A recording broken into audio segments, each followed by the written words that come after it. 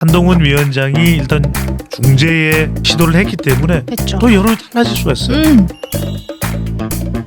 분당갑이면은 서울의 강남 같은 곳 아니냐. 정당 지지율보다는 후보자의 경쟁력, 그리고 한동훈 효과가 좀 스며들지 않았. 안철수 의원은 인정 안 할 수도 있을 것 같아요. 더 벌어져 있다.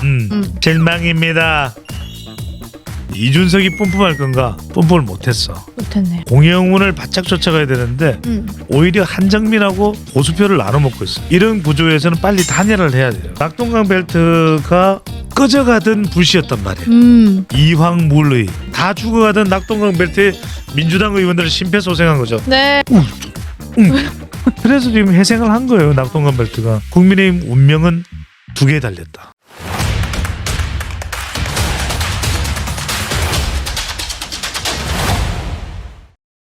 다른 수도권 지역은 어떤지도 좀 궁금해요. 우리가 지난주에도 계속 다뤘지만 좀 새로운 동네들도 좀 가져왔잖아요. 자, 데이터들. 지역구를 분석하는 방법을 말씀드릴게요. 지금 적어도 오늘부터가 또 분수령이 됩니다. 오. 의대 정원 관련해서 이 한동훈 위원장이 일단 중재에 시도를 했기 때문에 했죠. 또 여론이 달라질 수가 있어요.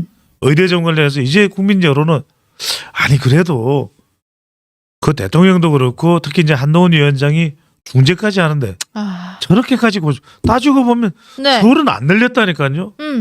지방을 늘리자는 거예요. 그렇죠. 의대 증원이. 그걸 무작정 잘못됐다고 하면 이야기할 수 있습니까? 네. 근데 지금 중요한 건 네.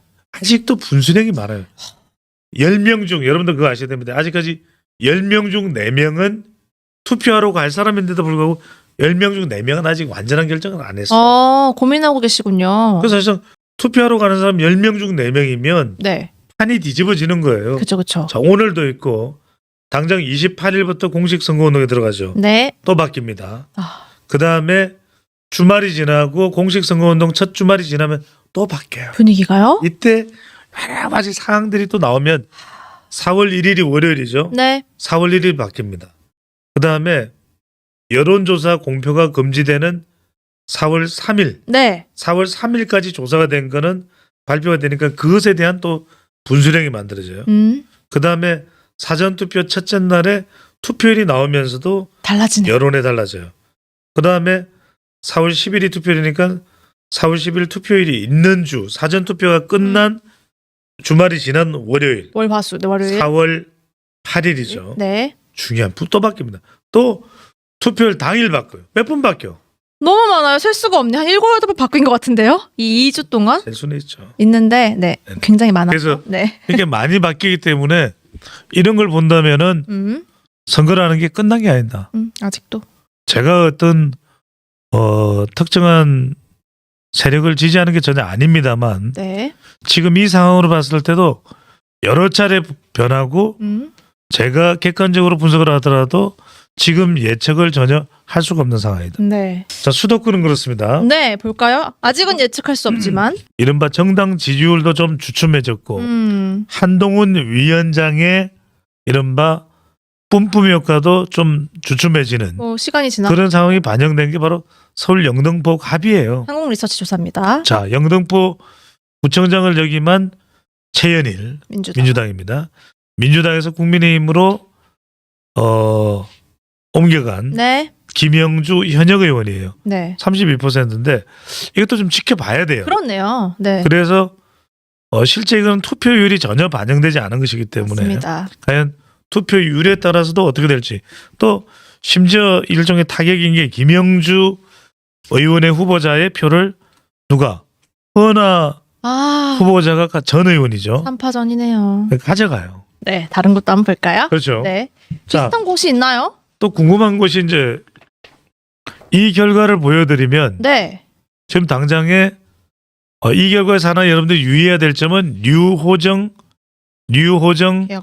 개혁신당 후보자는 자 중도 사퇴를 했습니다. 맞습니다. 지난주에 했습니다. 자, 경기 성남 분당갑을 보면 여기는 상당히 분당갑이면은 서울의 강남 같은 곳 아니냐. 맞습니다. 훨씬 더 앞설 것 같은데 여기도 마찬가지로 정당 지지율보다는 후보자의 경쟁력 그리고 한동훈 효과가 좀 스며들지 않았다.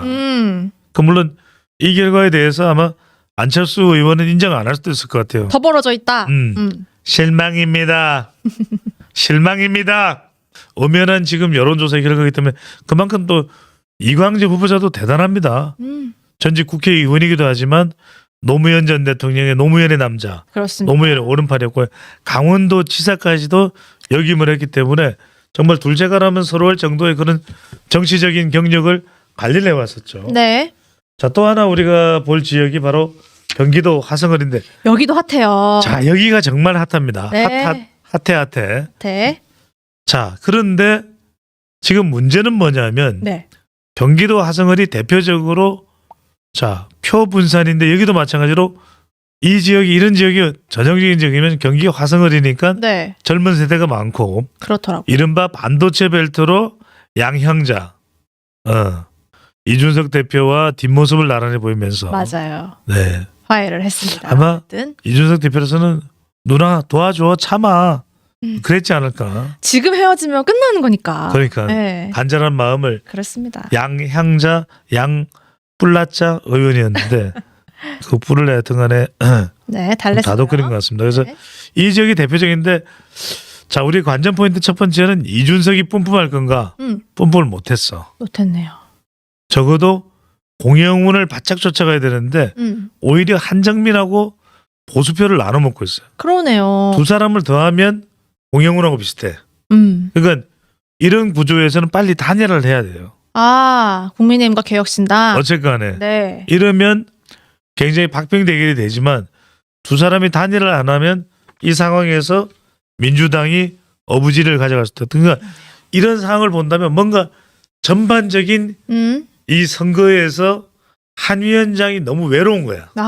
주변에 도와줘야 뭐 중도층이든 수도권이든 2030 MZ세대를 가져갈 수 있는데 네. 일단 중도층만 해도 유승민 전 의원이 뭐가 없잖아요. 네. 도움이 된다든지. 두 번째는 2030 MZ세대는 어쨌거나 간에 이준석의 영향이 있는 거지. 있어요. 개혁신당이. 그러니까 민주당을 보면은 떠날 듯 하면서도 젊은 청년들은 지키고 있잖아요. 네. 박용진은 떠나기 시작했는데 박용진도 안 떠나죠. 안 떠났습니다. 그게 뭐냐면 다들 포스터 이재명. 민주당은 사람들이 안 떠나는 결정적인 이유는 네. 갈 데가 없어. 새로운 미래는 조금 약하죠. 갈 데가 없어. 네. 두 번째는 뭐냐면 이재명이 오래 갈까? 그것도 있겠네요. 그렇죠.